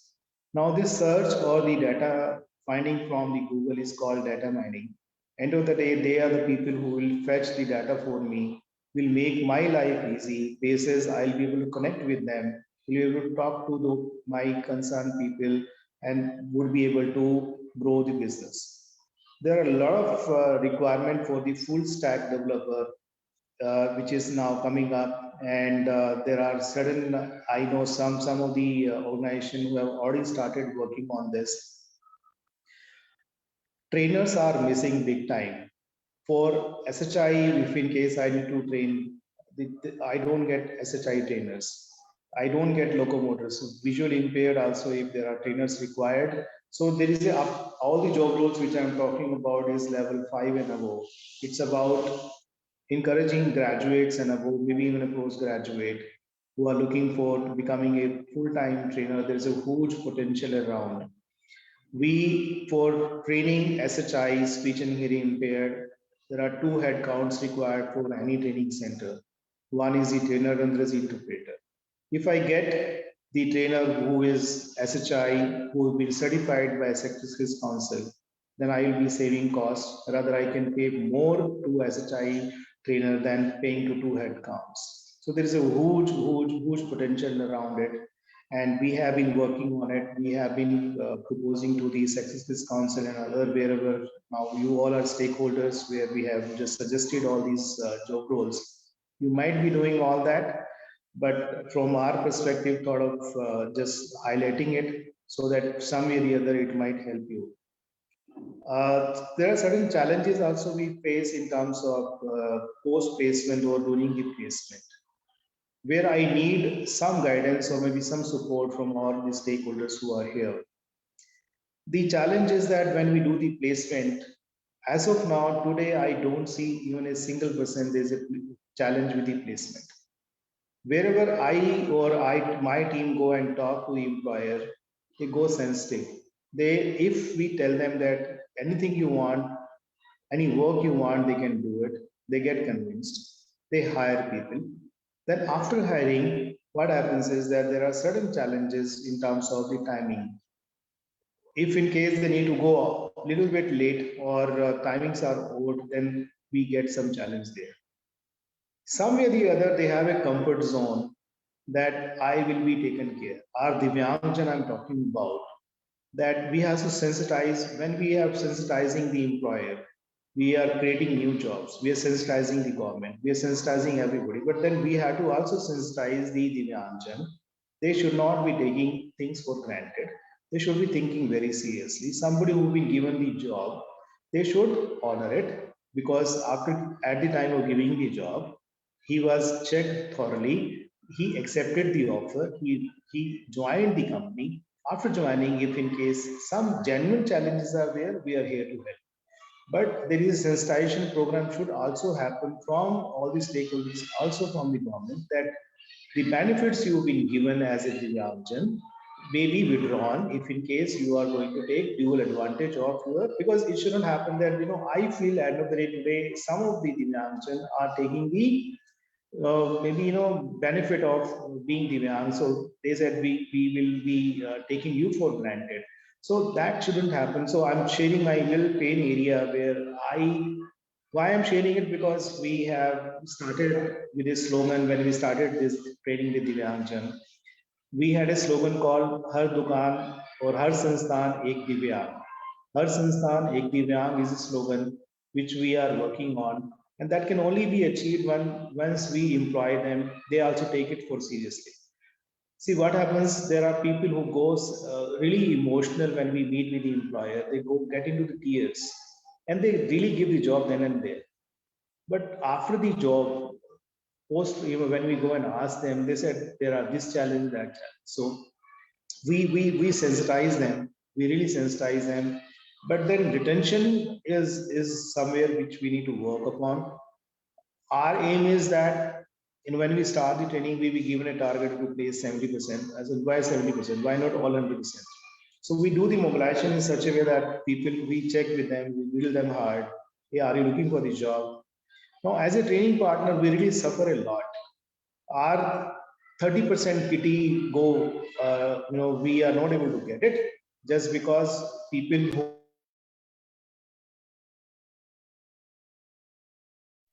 the all effort of doing the training and then placement go waste. So that's where we have to sensitize, we have to work more on that in terms of the retention of the people who we have trained and then placed.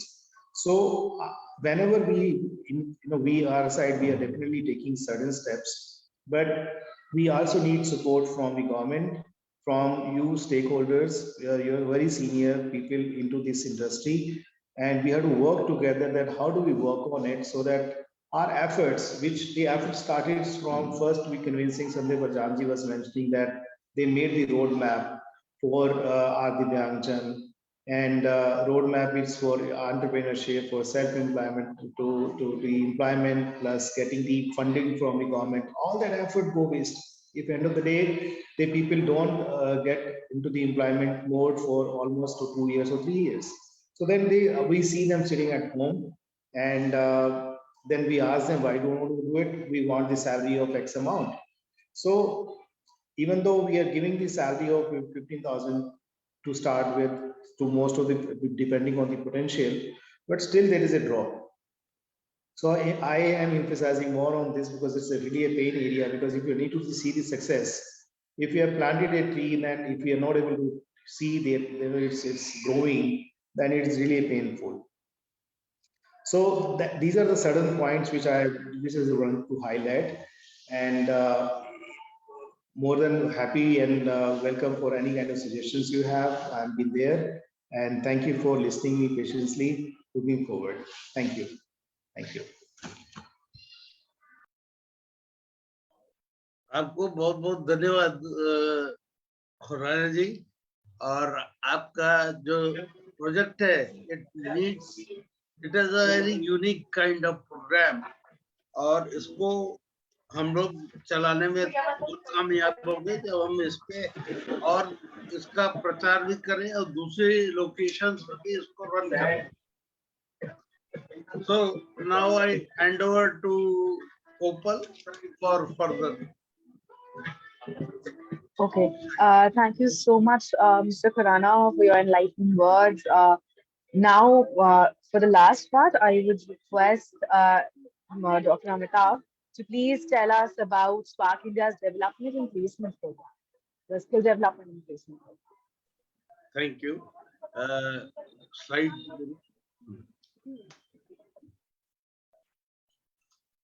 यहाँ पे ये मैं अपना जो presentation है ये हिंदी में करूंगा और जहां दिक्कत हो किसी को तो आपको सादर आमंत्रित है, मैं इंग्लिश में उसको करूंगा.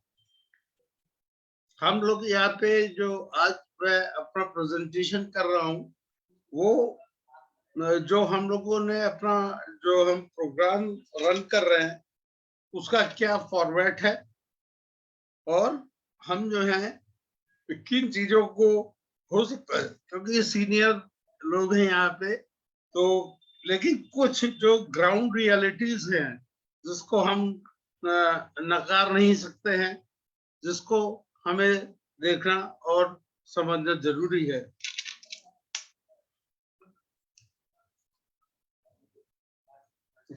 ये कुछ फैक्ट्स हैं जो आपके सामने हैं कि हमारे जो भारतवर्ष है उसमें सेंसस के मुताबिक 2.68 करोड़ जो है वो चैलेंज लोग हैं और जो rights of person with disability 2016 है उसमें 21 तरह की विकलांगताओं को जो है वो उसमें मेंशन है और डिसेबल्ड लोगों के लिए जो है 10% पोस्ट को आइडेंटिफाई करा गया है. लेकिन जो चैलेंज व्यक्ति है उसको डिसेबिलिटी के ग्राउंड में जो है नहीं पीछे करना चाहिए और बदलाव भी आया है कि जहाँ पे चैलेंज होते हुए भी लोग जो है आईएएस बन रहे हैं, कुछ जो है उसमें और भी टेक्निकल सर्विसेज में गए हैं. तो डिपेंडिंग ऑन इम्पेयरमेंट क्या है कितने प्रतिशत है उस पे जो है वो चैलेंज लोगों को रखना चाहिए ना कि वो ये पोस्ट है और इन्हीं पोस्ट के मुताबिक और कहीं जो है उनको रोजगार नहीं मिले. मैं एक बात ये भी कहना चाहता हूँ कि अगर डिसेबल्ड है उसने अप्लाई किया है तो उसको सुनना बहुत जरूरी है. अपनी बात वो रखने का उसको भी अधिकार है और समाज में जो नियोक्ता है जो एम्प्लॉयर्स है उनको भी एटलीस्ट सुनना चाहिए. और ऐसा भी होता है उसमें बहुत कामयाब लोग होते हैं जो मिल सकते हैं. जो हमारी वर्कफोर्स है उसमें इनका जो रिप्रेजेंटेशन है वो 0.5% है और जैसा कि हमारे ऑनरेबल मिस्टर शंकर वेंकटेश्वर जी ने बताया कि हम इंक्लूसिव एजुकेशन पे सर्व शिक्षा अभियान को हम जो है लागू करें. स्पार्क इंडिया इंक्लूसिव एजुकेशन का भी प्रोग्राम रन कर रहा है लेकिन उसकी जो समस्याएं आ रही हैं एक्सेसिबिलिटी उसमें जो बच्चे हैं खास करके ग्रामीण इलाकों में उनको वहां पे फैसिलिटीज नहीं है, उनको स्कूल तक पहुंचने की दिक्कत है, उनको जो चीजें क्लासरूम में जाना है या पानी पीने जाना है या शौच जाना है, अच्छा प्लेग्राउंड भी नहीं है जो एक्सेसिबिलिटी नहीं प्रोवाइड कर रहा है. तो एजुकेशन और एम्प्लॉयमेंट ये जरूरी है कि अगर वो अच्छे उसे पहुंचे तो उसको पढ़ाया भी जाना चाहिए. लेकिन बहुत से स्कूल्स हैं खास करके टीचर्स हैं जिन्हें भी पॉजिटिव एटीट्यूड उनको जानना जरूरी है. और उत्तर प्रदेश में जहाँ पे आबादी बहुत है उसमें जो परसेंटेज ऑफ डिसेबिलिटी है वो भी हाई है. ये गवर्नमेंट ऑफ इंडिया की रिपोर्ट से, सेंसस रिपोर्ट से, नेशनल रिपोर्ट से हमने इनको लिया है. नेक्स्ट, ये कुछ अवधारणाएं हैं कि विकलांग व्यक्तियों के लिए बहुत महंगे यंत्रों की जरूरत पड़ती है। उनके जो एकोमोडेशन, जो इंफ्रास्ट्रक्चर कॉस्ट है, वो काफी हाई होती है और वो लोग काम पे डेली नहीं आ सकते हैं, उनकी अपनी दिक्कतें हैं। तो तमाम ये जो चीजें आप देख रहे हैं, मिथ्स है कि वो ये नहीं कर सकते हैं या ये कर सकते हैं या रिपीटेटिव जॉब ही कर सकते हैं, और वो जो है एक्सीडेंट्स होना उनके लिए बहुत, उनको एक्सीडेंट हो सकता है परफॉर्मेंस स्टैंडर्ड्स को। तो ये जो धारणाएं हैं, हमको एम्प्लॉयर्स को तो करना ही करना है। और मिस्टर डॉक्टर संजय प्रधान जी ने भी ये कहा था कि जो पीयर है, जो उनके समकक्ष, जो उनके सहयोगी हैं, उनमें अवेयरनेस होना, उनमें विकलांगता की स्वीकृति, एक्सेप्टेंस होना बहुत जरूरी है। तो अगर हम एक अच्छा वातावरण उनके लिए बनाएंगे तो वो किसी भी व्यक्ति के तरह उसे वो काम कर सकते हैं।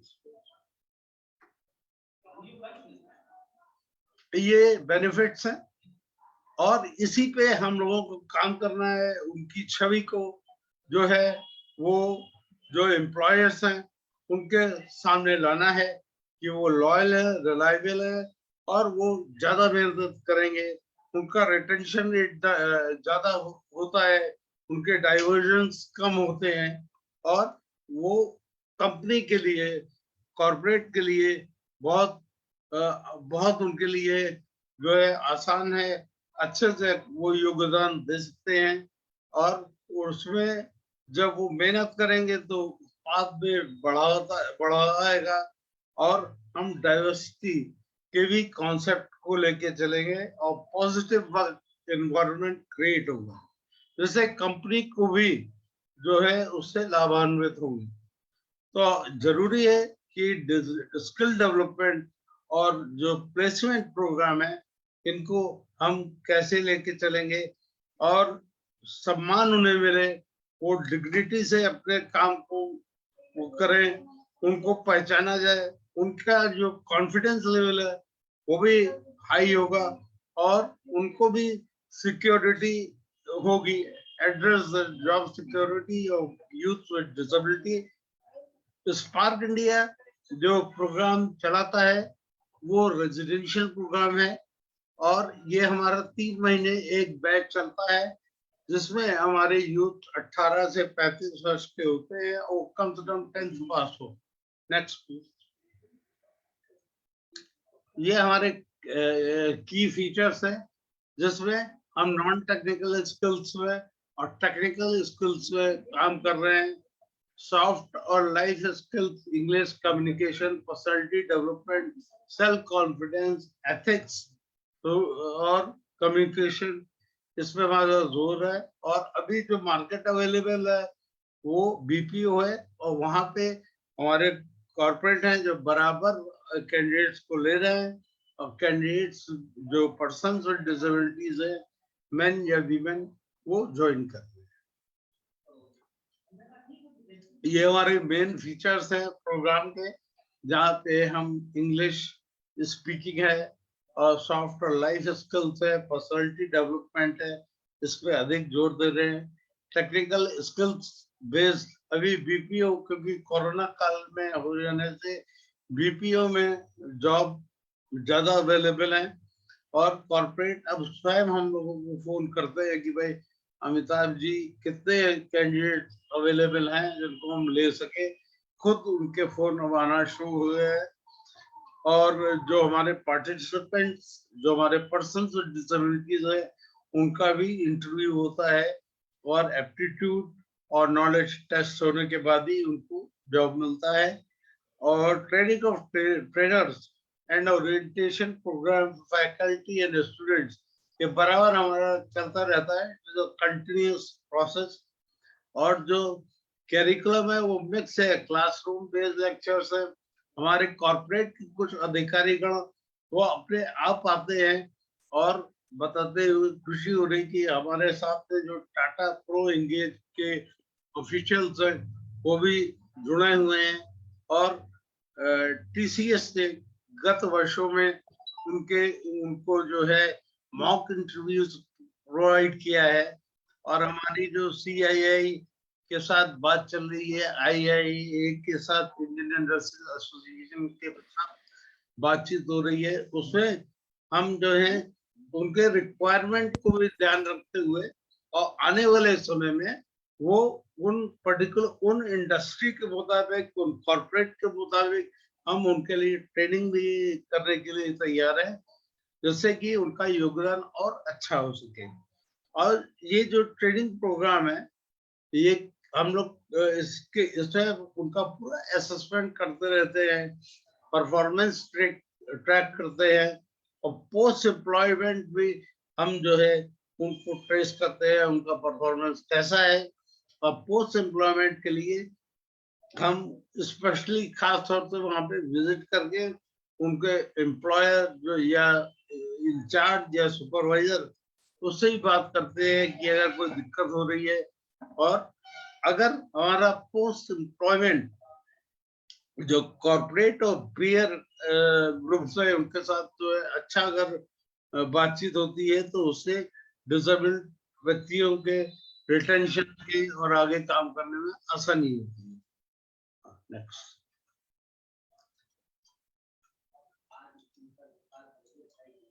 ये हमारा स्पोकन इंग्लिश का है, introduction, greeting, reading, speaking. Computer skills में हम computer fundamentals, internet, web browser, इसमें हमारा फोकस है। सॉफ्टवेयर स्किल्स के अंतर्गत introduction, effective communication, grooming, hygiene, interpersonal skill development, social interaction, group interaction, team building, कैसे हम एक ग्रुप और उसकी तरह टीम बना के काम कर सकें, टाइम मैनेजमेंट, रिज्यूम प्रिपरेशन और इंटरव्यू प्रिपरेशन, जो हम मॉक इंटरव्यू की बात करते हैं। ये रिटेल और सेल्स एसोसिएट का यहाँ पे डिटेल है, और बीपीओ और डाटा एंट्री ऑपरेटर का भी पूरा दिए हुए यहाँ पे स्केच, और आप इसको देख सकते हैं। एमिनिटीज, जो हमारे कैंडिडेट्स अभी हम लोगों ने 2014 से शुरू किया था, तो अभी हम लोगों ने जो है कि उनको रेजिडेंशियल फैसिलिटी प्रोवाइड की है, जिसमें उनको फ्री फूड और लॉजिंग है, fully functional computer, BPO, retailer, daily extra time, क्योंकि रेजिडेंशियल है तो उनको शाम को या देर शाम को वो लोग उसमें उसका इस्तेमाल करके अपने स्किल्स की वृद्धि कर सकते हैं, बढ़ा सकते हैं, और साथ ही साथ उनके जो है 1-to-1 इंटरेक्शन को बढ़ावा देते हैं। एक्टिविटी बेस्ड ट्रेनिंग्स होती हैं, गेस्ट लेक्चरर्स को भी हम इनवाइट करते रहते हैं, जिससे कि उनको नई चीजों का भी और ज्ञान होता रहे। Interaction with personal from different corporate, मैंने अभी बताया था, और सेंसिटाइजेशन और करियर गाइडेंस वर्कशॉप होती है शायद। और साथ ही हम लोगों ने एलुमनाई ई ग्रुप्स बनाए हुए हैं, व्हाट्सएप ग्रुप्स, जिसके माध्यम से सबके इंटरेक्शन होते रहते हैं, और कई ग्रुप एक्टिवली वो लोग इंफॉर्मेशन शेयरिंग करते हैं। तो आप यहाँ देख सकते हैं हमारी ये की एक्टिविटीज है, interaction with director, guest lecture, self introduction, kit distribution, presentation, interview at smart tech चल रहा है। तो ये बेनिफिशियरीज जो मेरे हैं वो किसी ग्रुप के, उनके ये फोटो, ये हमारे मेजर रिक्रूटर्स हैं, जो बराबर जो हमारे युवक युवतियों को, हमारे कैंडिडेट्स को अपना जॉब प्रोवाइड करते हैं। चूंकि हम लोग थोड़ा लंबे समय से काम कर रहे हैं, तो हम लोगों की चीजों को पूरा ध्यान रखते हैं, और कुछ हमारे मॉडल्स भी हैं जिन्होंने अच्छा काम किया है, और उनको यहाँ पे 1 या 2 लोगों से बात भी करवाते हैं। तो ये टोटल अभी तक हम लोगों ने 352 जो है युवक युवतियों को ट्रेन किया है, और प्लेसमेंट हमारा 228 का हुआ है। तो ये टोटल हम लोग पीछे से ट्रैकिंग करते हैं by phone call, by WhatsApp group, इस तरह से we are keeping a record of our program. ये हमारे कुछ जेम्स हैं, हीरे जिन्हें कहते हैं हिंदी में, या रत्न कहते हैं, जो आप देख सकते हैं। और ये वो हैं जिन्होंने अपने विकलांगता पर विजय प्राप्त की है और वो समाज में अपना जिस भी उद्योग घराने में काम कर रहे हैं उनका योगदान अच्छा जा रहा है। ये कुछ अचीवमेंट्स हैं, क्योंकि आप सभी को पता है कि कोरोना के समय में हम लोगों को बहुत डिफिकल्ट टाइम्स रहा। हम लोगों ने प्रोग्राम में बदलाव भी किया कि 2 महीने हमने ऑनलाइन किया, 1 महीना हमने जो था वो ऑफलाइन किया। ऑफलाइन भी करना जरूरी था कि उनका जो है उनकी स्किल्स को देखना या उनको ग्रूम अप करना, इस तरह से। ये हमारे 2 केस सक्सेस स्टोरीज है। ये कृष्ण कुमार है, ये 23 वर्ष के हैं, ये संभल से हैं, इन्होंने मास्टर्स किया था। इनको 70% जो है पीपीआरपी लोअर लिम्स की है, जैसा आप चित्र में देख सकते हैं। उनके फादर किसान हैं और मदर जो है वो घर चलाती है। वो 3 महीने के उन्होंने ट्रेनिंग किया है और उनमें एक जो है रे ऑफ होप थी अपने को आगे बढ़ाने की। उन्होंने ये प्रोग्राम ज्वाइन किया था। उन्होंने स्किल्स को अपना जो है आगे बढ़ाया और जितने भी हम लोगों की एक्टिविटीज होती थी उसमें बढ़ चढ़ के हिस्सा लिया। और वो साथ ही साथ दूसरे लोगों को भी मोटिवेट, ट्रेनिंग्स थे उनको मोटिवेट करते रहे और उनको बहुत अच्छी उनकी लीडरशिप क्वालिटी है और उनकी पर्सनैलिटी है।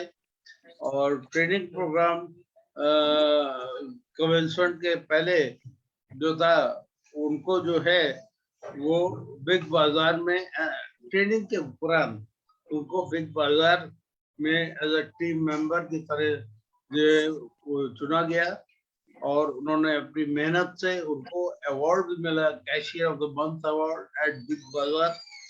और he is very positive now towards life and very happy with his job at Big Bazaar।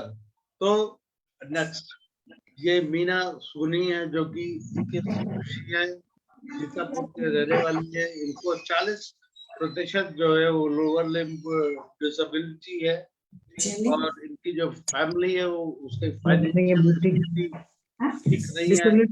Father उनके जो है उनकी लाइवलीहुड उनका डिमाइस हो गया था और वो हमेशा मुस्कुरा के और उन्होंने अपनी जिम्मेदारियों का निर्वाह किया। और प्रोग्राम के अंत में उनको जो है वो उनको ऑफर मिला नेशनल आईटी सर्विस लखनऊ में एज अ ऑफिस असिस्टेंट। और बाद में उनको एजेस का नाम स्मॉल टेक है, उनको कस्टमर केयर एग्जीक्यूटिव की तरह चुना गया। और उनका भी अपने विकलांगता पे विजय प्राप्त करने के बाद जीवन में जो एक पॉजिटिव एटीट्यूड आया चैलेंजेस को लेने के बाद, और वो जो है अपनी हायर स्टडीज भी कंटिन्यू कर रही है और अपनी जिंदगी में अपने जीवन में कुछ काम करना चाहती है। तो उन्हीं के कुछ लफ्ज है जो लाल रंग से लिखे हैं।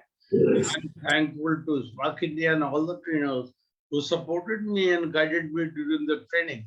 I am happy with my current job. I feel more independent and joyful after coming to Lucknow, says Meena. तो मीना के शब्द जो अंग्रेजी अनुवाद है, और हम बताना चाहेंगे कि हमारे यहाँ जितना भी 16 बैचेस चले हैं, 17 बैचेस, उसमें कम से कम 50% पे लगभग ऐसे रहे हैं जहाँ महिलाओं और पुरुषों का जो अनुपात है, जब हम जेंडर इक्वालिटी की बात करते हैं तो करीब करीब 50% रहा है। बहुत बहुत धन्यवाद आपको, आपने मुझे सुना, मेरे मॉडल को जो स्पार्क इंडिया कर रहा है उसको बताएं। बहुत बहुत धन्यवाद। तो thank you so much sir. आपने हमको बताया कि स्पार्क इंडिया कितना अच्छा काम कर रहा है स्किल डेवलपमेंट के through. Now for the last part I would request कि हमारे पास कुछ स्किल डेवलपमेंट प्रोग्राम के कुछ लोग हैं जो कि अपना एक्सपीरियंस शेयर करना चाहेंगे हमारे साथ में। तो आई वुड इनवाइट कि आप प्लीज आकर के हमें बताइए। अच्छा, इसमें गोपाल, उसके पहले जी सर। एक 3 मिनट की फिल्म दिखाना चाहते हैं। अच्छा, श्योर सर।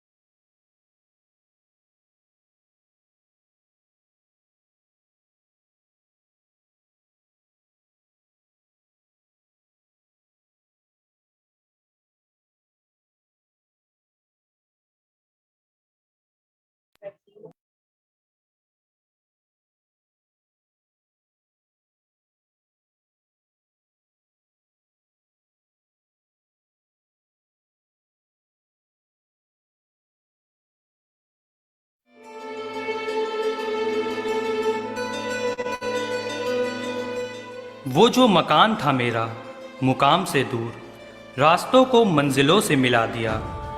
वो जो हालातों की मार थी, वो जो लाचारी बेशुमार थी, वो जो अंधेरों से घिराव था, तब आंधी बदलाव की आई, तब हसरत लड़ने की आई। दर्द पर उसके जब पाया खुद को, तब कदमों में थिरकन सी आई। ये स्पार्क इंडिया का जो कौशल विकास कार्यक्रम है, स्किल डेवलपमेंट प्रोग्राम, तो मैं आप सभी का स्वागत कर रहा हूं और समय समय पे मैं आप लोगों से बातचीत भी करता रहूंगा। तो आपके अनुसार डिसेबिलिटी, दिव्यांगता का क्या अर्थ है? जो दिव्यांगता, विकलांगता है वो क्या है? अभिशाप है कि वरदान? वरदान है, लेकिन इसको आपको सिद्ध करना है। जब से हम यहाँ आए तब से मेरा थोड़ा सा डर जो है वो कम हो रहा है और यहाँ हम इन लोगों के साथ बहुत अच्छा लग रहा है मिलकर। और हम चाहते हैं यहाँ पर कुछ रहकर हम बनना चाहते हैं और दूसरों के लिए भी कुछ करना चाहते हैं। जीएसटी लग जाने के बाद गैस सिलेंडर का दाम 845 रुपये हो गया है। छोटे वर्गों को बहुत परेशानी हो रही है। जीएसटी से जैसे हम दिव्यांगों के लिए बहुत ही नुकसान पहुंचा है।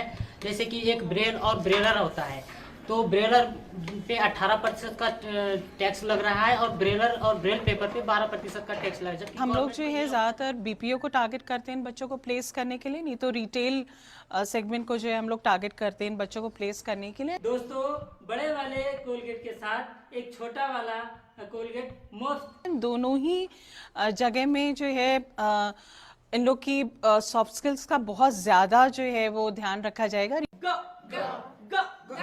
मैं जब आई थी तो मुझे कुछ भी नहीं मालूम था। ये कि समझ लीजिए कि मैं किसी भी लायक नहीं थी, लेकिन यहाँ पे मेरे सारे ट्रेनर्स लोगों ने मेरे अंदर वो भी बहुत सारी चेंजिंग्स की। मुझे कंप्यूटर का नॉलेज दिया, इंग्लिश सिखाई। हेलो, और सब बताओ कैसी हो? ठीक ठाक हो? नहीं, हमारी फिक्र मत करो, तुम अपने तबीयत का ख्याल रखते रहो। होली से पहले ही प्लेसमेंट होने वाला है, हो जाएगा। उसके बाद टेंशन की बात नहीं, उसके बाद हम लोग भी अच्छे से रहेंगे। सवारा जब मैंने खुद को संभाल कर, तब्दीली तब हालातों में आई। नई दिशा ने जब दिया सहारा, हौसलों ने मेरे उड़ा सिपाई।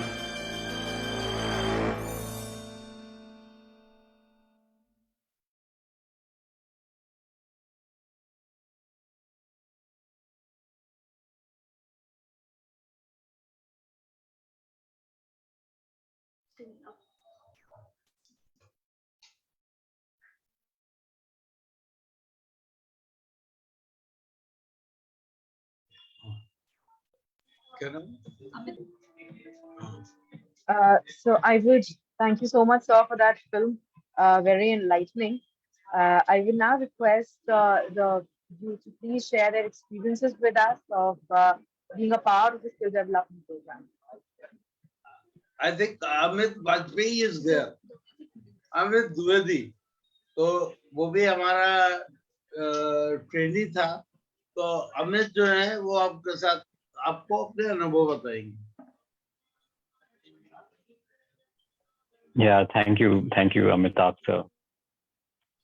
प्रणाम करता हूँ मैं मेरे अध्यापकों को, आपको अमिताभ सर, स्तुति मैम को जो है. It was a great experience and I had employment afterwards after visiting center, and 3 months it was offline coaching which I have took, and it helped me a lot, for someone like me who was bounded from like almost 3-4 years. तो वो एक जीवन में बहुत बड़ा परिवर्तन, बहुत बड़ा बदलाव जो शायद ख्याल में नहीं था, वो आया आप लोगों की बदौलत, स्पार्क इंडिया की बदौलत.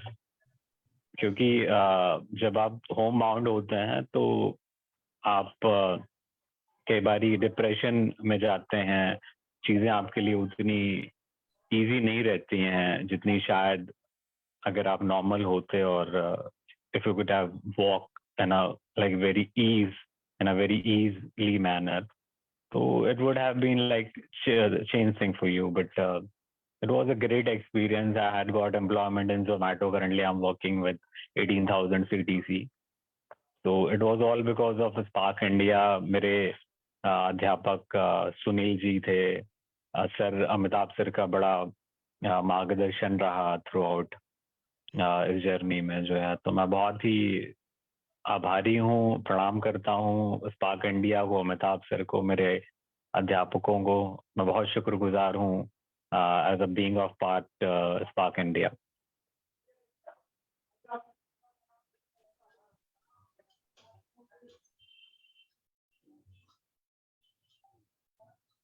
आपको अगर हमारे जो दर्शक, जो ऑडियंस है, अगर कोई प्रश्न हो तो आप कर सकते हैं Amit. Yeah, definitely I can. ये अमित, तुमने बहुत ज्यादा मेरी तारीफ कर दी, ऐसी कोई जरूरत नहीं. No, sir, you deserve a lot more than that actually. I have only words which I can like say, but it was something which took me where I was in a dig hole where there was no sunlight over there, and you brought up me to in a light, in a way कि मैं चीजों को देख पाया, समझ पाया. क्योंकि मुझे ये हमेशा से नहीं था, हैव अ डिजीज. आफ्टरवर्ड मेरी लाइफ जो है ना सडनली एकदम से चेंज हो गई थी. So it was a drastic change. किए इसलिए हुई है ना. पार्डन सर, आपने बहुत मेहनत किया है, उसकी वजह से हुआ है. But yes, that is a part of it, half part of it. But the other one is कि if I did not have a chance to fight for, I would not have been reach wherever I am today.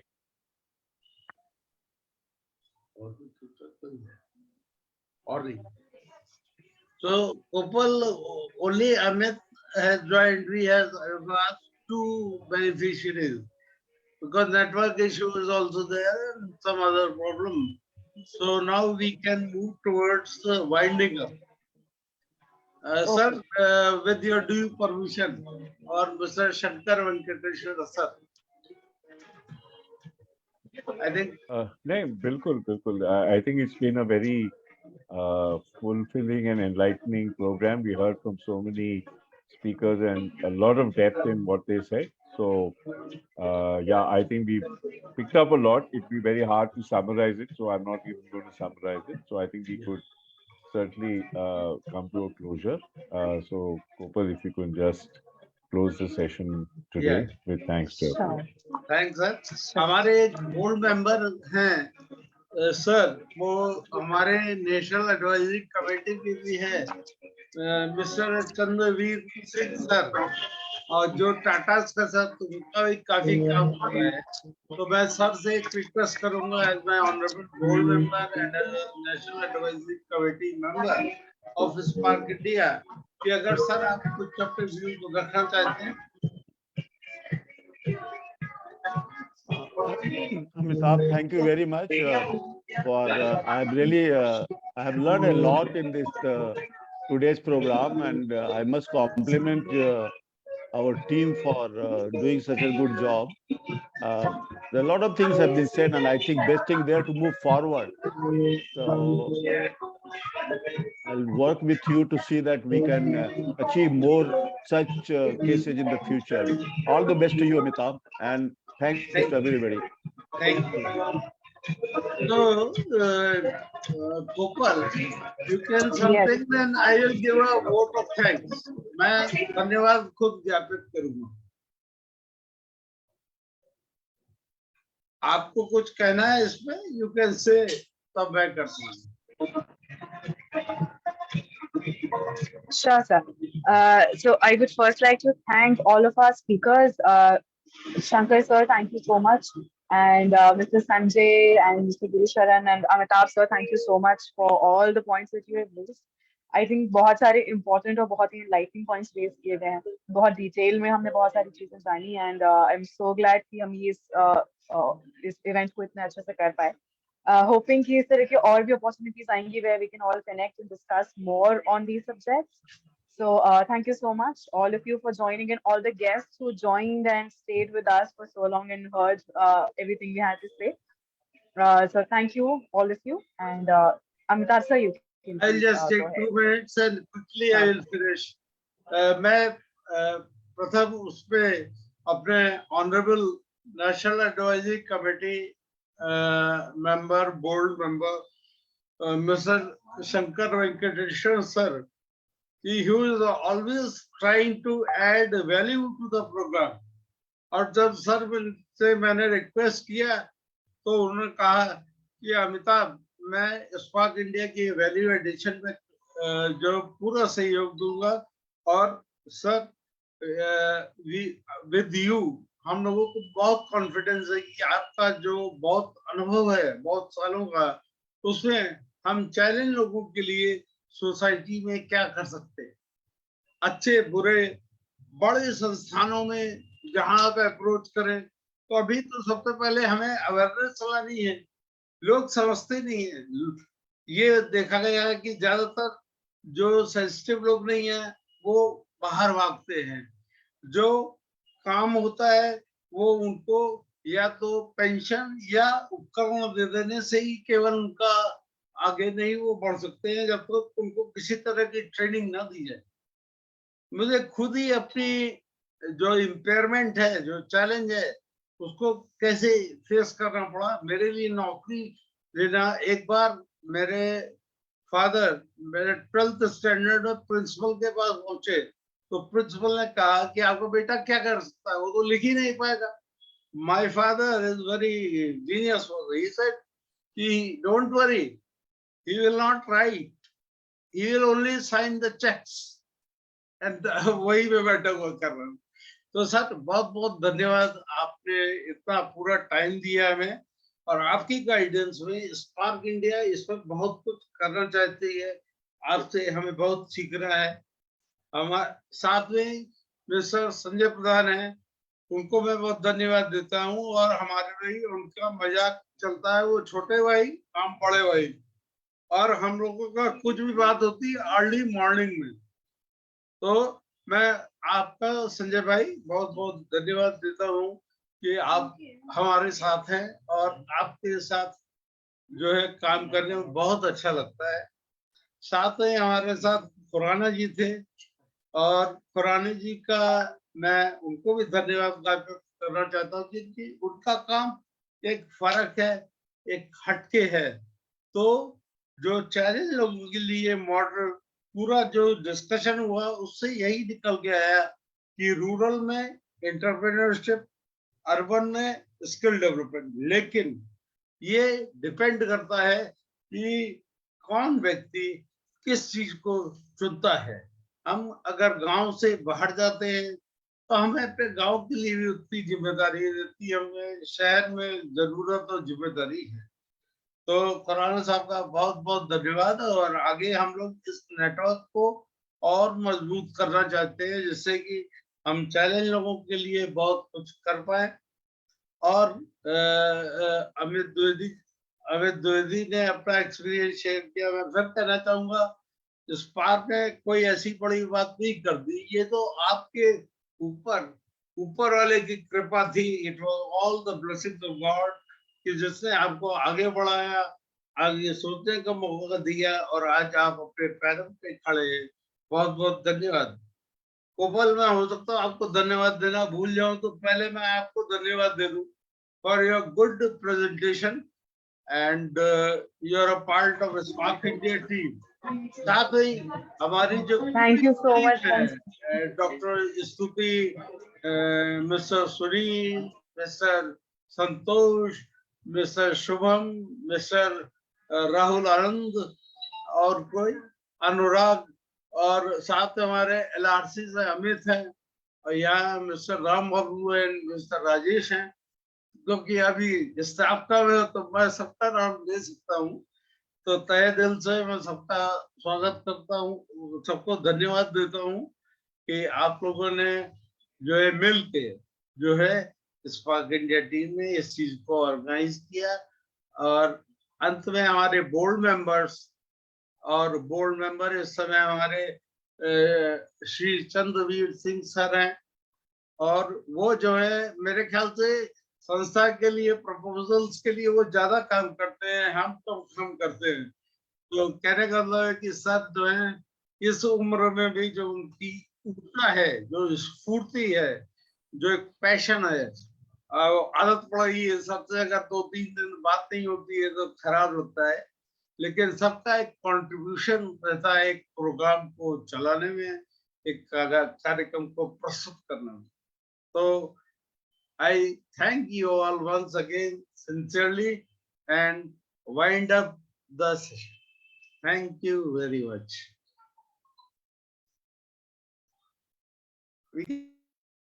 Thank you, Amitabh. Thanks a lot, everybody. Okay, bye.